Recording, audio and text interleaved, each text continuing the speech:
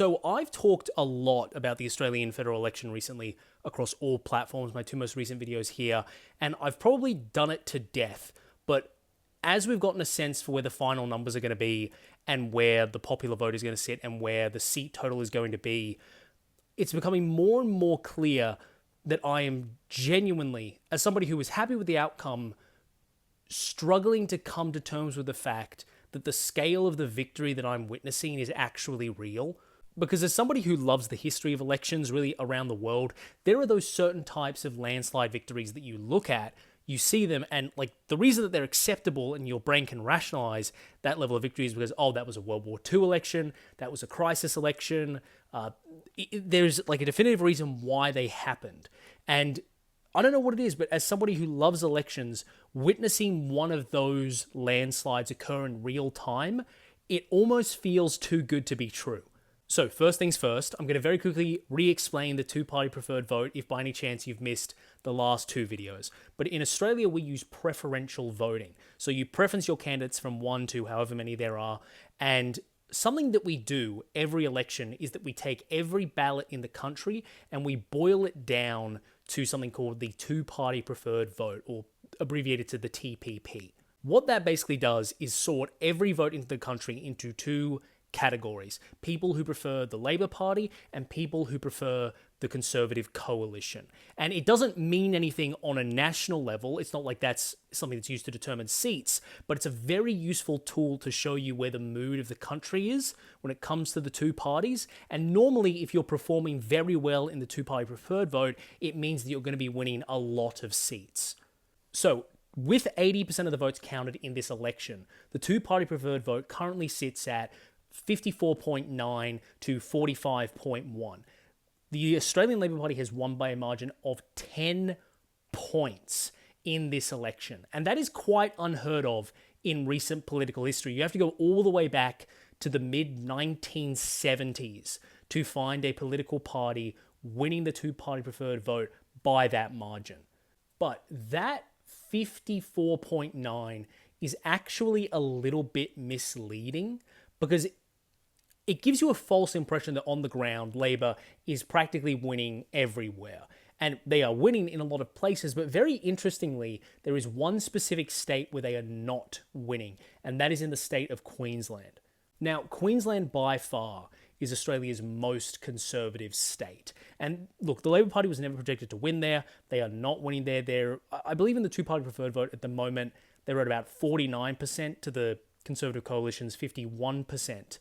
But what's really interesting about that number is that for the national two-party preferred vote to be the Labor Party ahead by 10 and they're losing Queensland by 2, well, basic math indicates that that must mean that the Labor Party is really overperforming in other parts of the country.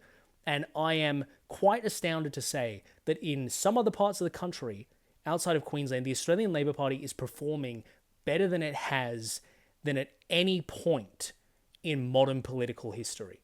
Now, the Australian Electoral Commission, which conducts and keeps records of Australian elections, only has detailed results and information going back to 1949, because that was Australia's first really modern political election after World War II. Elections before that were on a much smaller scale, and the current party system wasn't entirely fleshed out. So when I'm referring to Australian modern political history, I'm going to be talking about going back to 1949, because anytime before that, the waters get really murky and it's kind of hard to fit modern politics onto what the party system was back then.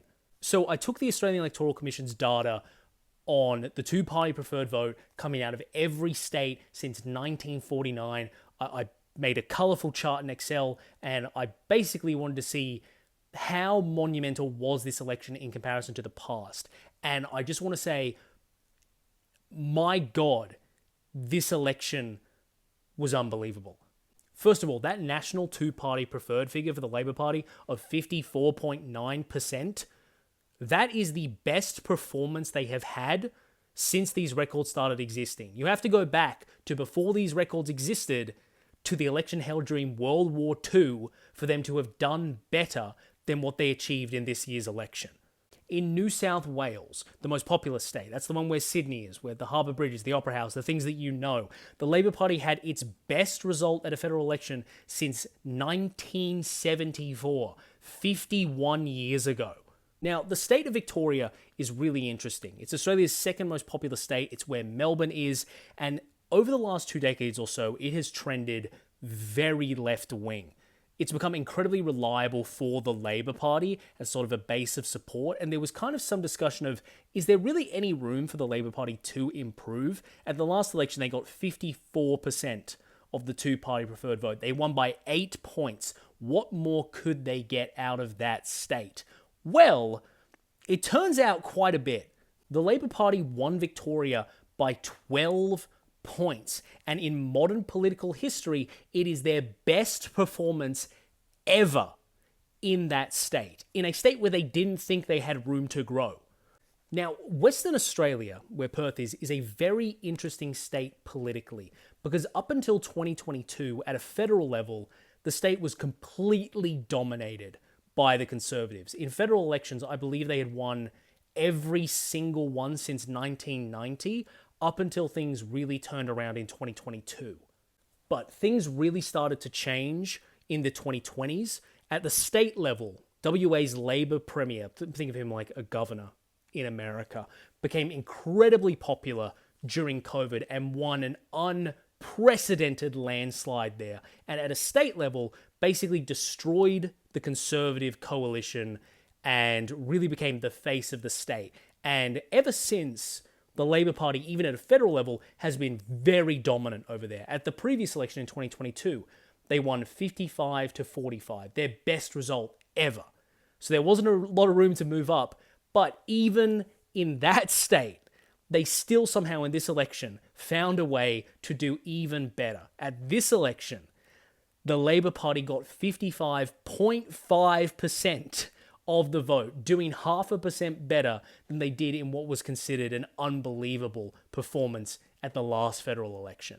Now, South Australia is where things start to get really fucking stupid, because a little bit of context, South Australia traditionally is considered kind of a swing state, if you want to call it that.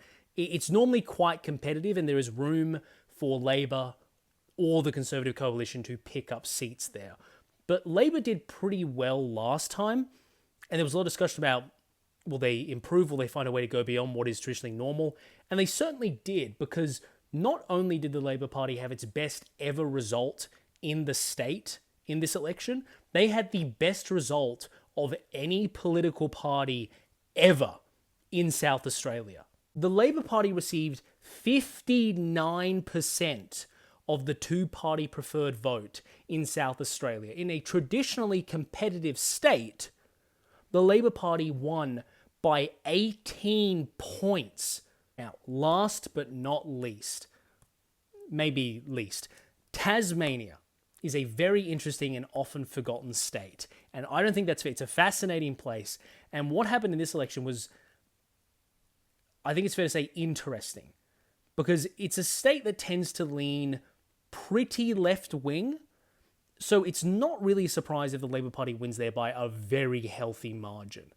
But in this election, not only did the Labor Party win, not only did they win by their largest margin ever, not only did they win the state by the largest margin in its history, the Australian Labor Party won the state of Tasmania by the largest margin that a state has ever been won by in Australian political history. The Labor Party won 62% of the vote in that state, almost beating the Conservatives by a margin of 2-1. I don't even really know what I'm looking at anymore. It's just, I don't believe what I'm looking at, but I guarantee you, at a bare minimum, I am having fun.